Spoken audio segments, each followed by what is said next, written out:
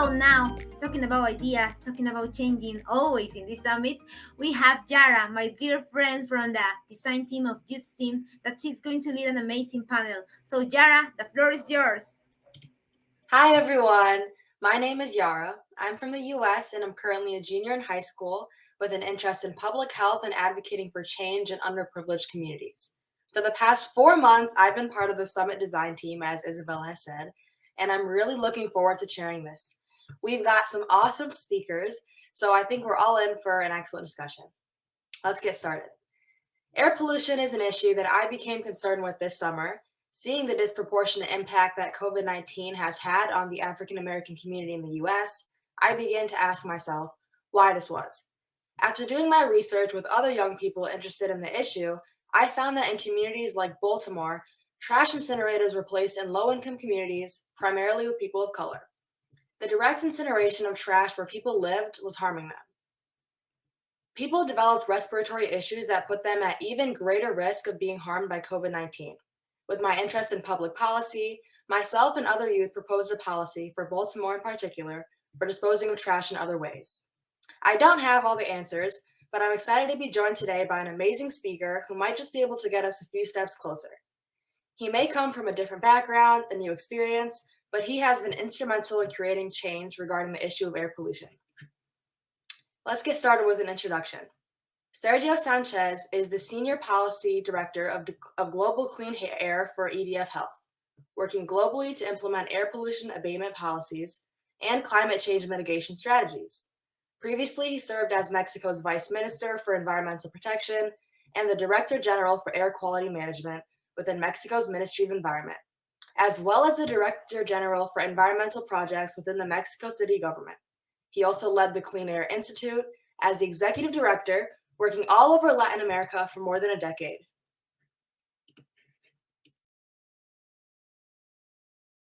Thank you so much. So thank you very much for this kind invitation. And today we are going to speak about air pollution, but from the perspective on why and how it is important to link air pollution to climate change. These are two twin challenges. These are siblings coming from the same problem, which is the burning of fossil fuels.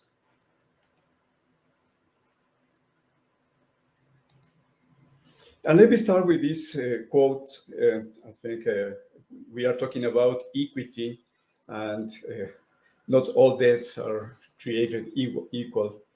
When the COVID pandemic started in February 2020, it was registered almost 3,000 people that were killed by the pandemic, and it made global headlines.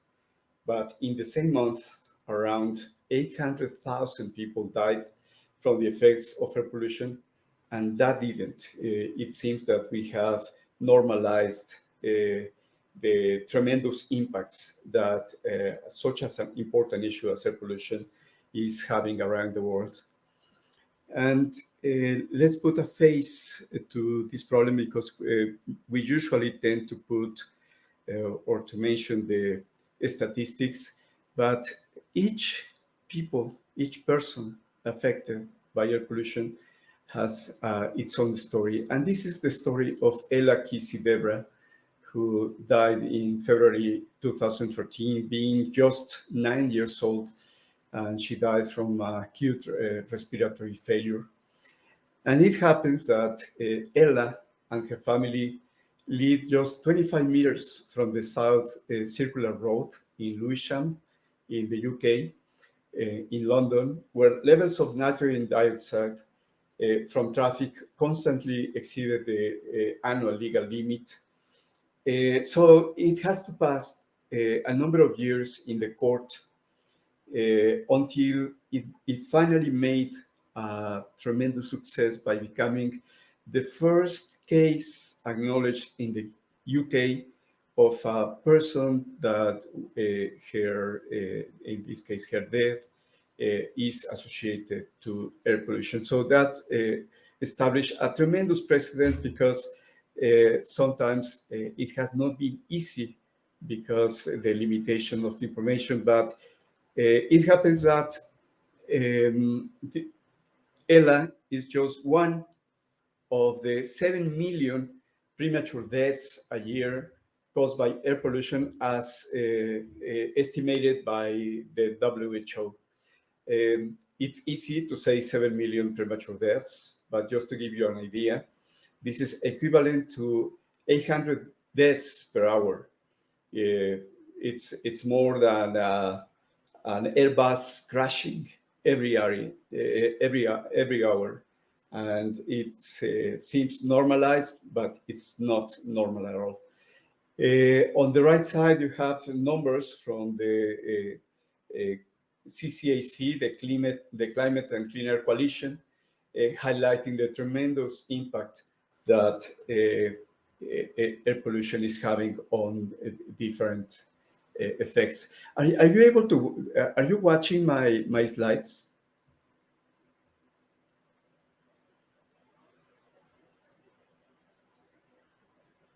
Yes, Sorry. see your slides. Sorry.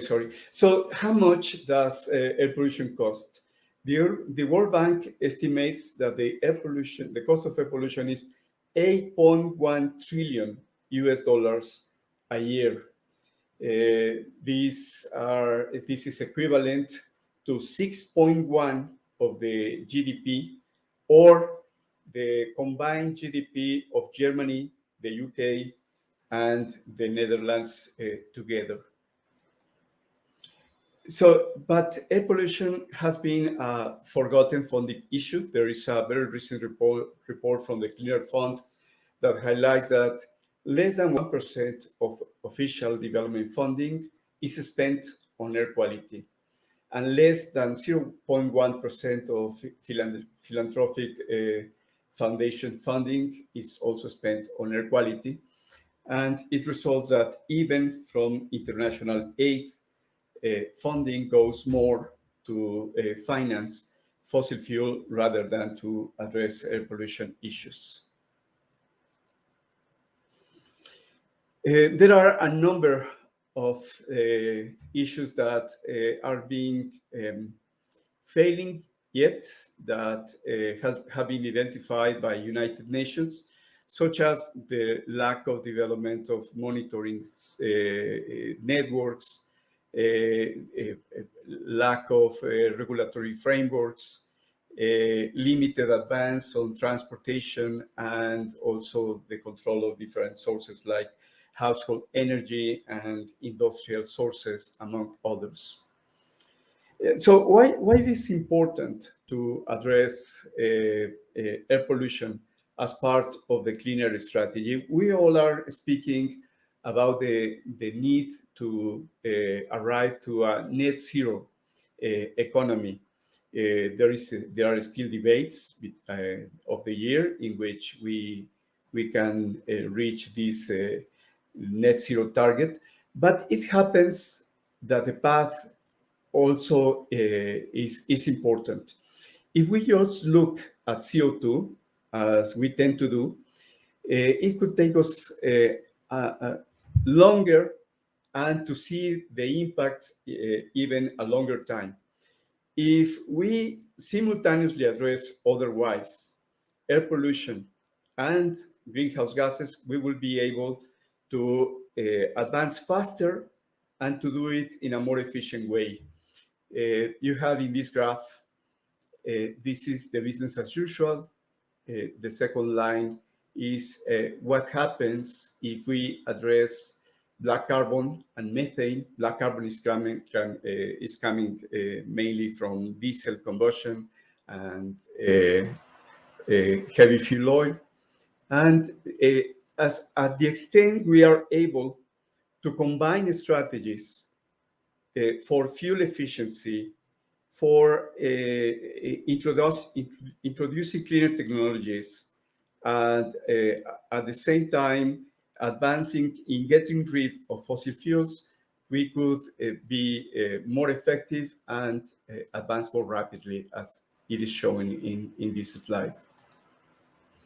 So there are opportunities for increasing ambition of nationally determined contributions through integrated air pollution and climate change planning, This is a report from the CCAC, the Climate and Clean Air Coalition, that highlights the different opportunities we have to reduce air pollution.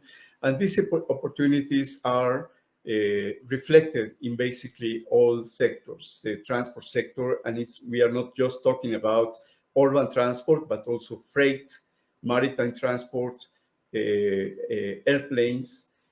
Also, we have important opportunities in the industrial sector, in addition to agro industry and forestry management. Just let me give you an example about how to go to the fundamentals. We can avoid passenger travel to reduce transport emissions. We can shift to more sustainable modes for passengers and freight, and we can improve energy efficiency and vehicle emission control and accelerate the renewal of the vehicle fleet. We can have efficient set of solutions. This is a marginal cost graph that shows different strategies that we can follow that are going to help us to both reduce air pollution and mitigate climate change, highlighting the importance of sustainable transport solutions, including walking, cycling, introducing electric vehicles, among others. Thank you, Sergio. But we do need to get into our Q&A, and a lot of questions for you. Thank you. Thank you. You have made an incredible impact, not just with air pollution, but in additional ventures throughout your life. To start off, would you be able to tell us a bit about what you do currently? I work for the Global Clean Air Initiative for EDF. And one of the strategies we are following is to make the invisible visible. The following slides of my presentation, we're addressing the issue on how to improve the way we understand the time and geographic distribution of air pollution. As you have pointed out, air pollution affects everybody, but it tends to affect more certain groups than others. This is determined on where they live, where they work, how they move, and their access to health services. So through a combination of different instruments, including the introduction of innovative technologies and analytical tools, we are able to provide a better understanding about what is happening, how this air pollution is being distributed through a number of projects in Auckland, Houston, London, in China, in Guangzhou, and also starting in Mexico City. We have promoted the introduction of these innovative technologies to understand better at a resolution that has not been seen before what is the level of air pollution in areas that are not sufficiently covered by the regular air quality monitoring networks. There can be a number of examples that can be said that it's not that air pollution monitorings are not necessarily designed well, it's just that they are not able to cover specific areas where disadvantaged communities tend to live. And that's why it's so important, and that represents a tremendous opportunity. That's something that we are doing. On the other side, in China, for example, we are developing new methodologies in order to understand better the location of hotspots of air pollution in relationship to where do people live, and find out what kind of solutions could be provided to those sources, including enforcement, including a better enforcement by using better data generated by these innovative technologies. Other things we are doing, next year, EDF is about to launch a satellite. This is a satellite that is going to monitor globally leaks of methane. Methane coming from the oil and gas industry, and that will better understand where these leaks are and how what kind of solutions we as a planet could provide to reduce these emissions. And all this should be should be able to translate data to actions. That's the major purpose, that we can make the invisible visible to push for action.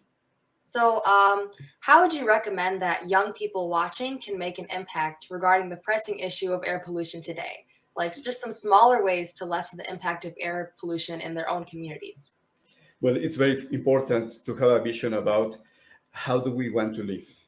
And we want to live in societies that are prosperous, that are equitable, that live in justice, that take advantage of circular economy concepts and principles, that uses cleaner energy, and so on and so forth. And we all can start from our communities, from our cities, from our countries, understand what the problem is, clearly identify the different dimensions you have pointed out from the very beginning. You that live in Boston have seen and have experienced how inequitable is the situation in relationship to air pollution, and start from there.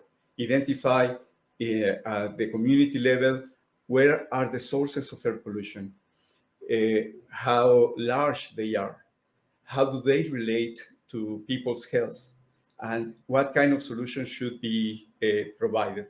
Innovation, there's always room for innovation, but there are a number of solutions that are already available that young people, the full society, can take advantage of and promote their expansion. Yes, I agree. This is a good place to be finishing off, and that was such an inspiring conversation. I think that we could have kept going for so much longer. You have helped me and other attendees see the issue of air pollution in a different light. It's incredible how you have taken your own path and making incredible changes in our world today. I have so much to learn from you. There's a few questions we haven't managed to get to in the chat, but we've got a longer break now, and we'll welcome you back at 3:30 p.m. GMT.